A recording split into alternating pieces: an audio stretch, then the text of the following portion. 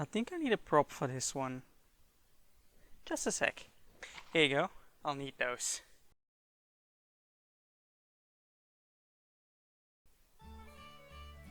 Hello there, I'm Simon. Welcome to my channel.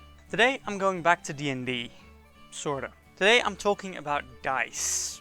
Dice games, specifically. When I picture a tavern, I picture patrons in there playing games with cards and dice, amongst other people. There's also storytellers, adventurers, drunks, witches, thieves, bards, etc. But I'm not talking about that. Basically, in a one-shot I ran, there was a tavern with people, of course, and I wanted to let them play some sort of game with dice. And because there's a variety of dice, I didn't just want to go with D6s, but I wanted to let them play with D12s instead, because it's just a bit more interesting. Problem was, at the time, I had no rules for it yet.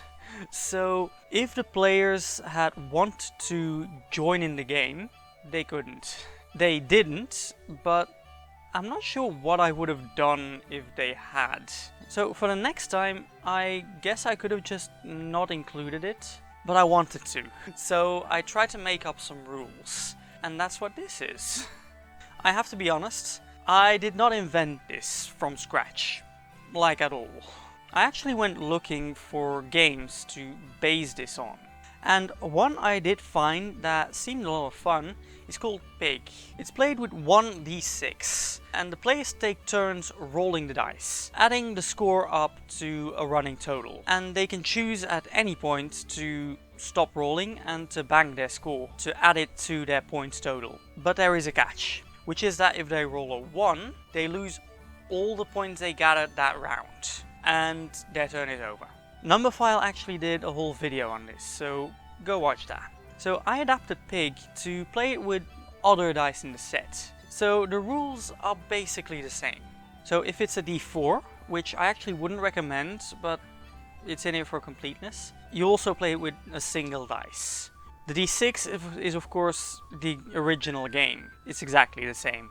It gets interesting when you get to the higher dice, because then we start playing with more than one dice.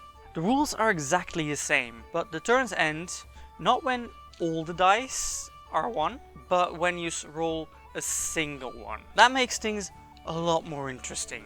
So for the D8 you use 2 dice. For the D12s you use 3 dice. And for the D20s you actually use 5 dice. The reason I decided on those amounts of dice is because of the odds. I'm gonna be honest, I'm not an expert on statistics, by a long shot. But I did check it with a simulator. I actually considered writing my own simulator, which there's a chance I might still do that. And it does seem to be about right. So as I understand it, the odds of rolling a 1 on 1d12 is 1 in 12, right? If you roll 3 of them, those odds happen 3 times. So the odds are actually 3 out of 12, simplified to 1 in 4.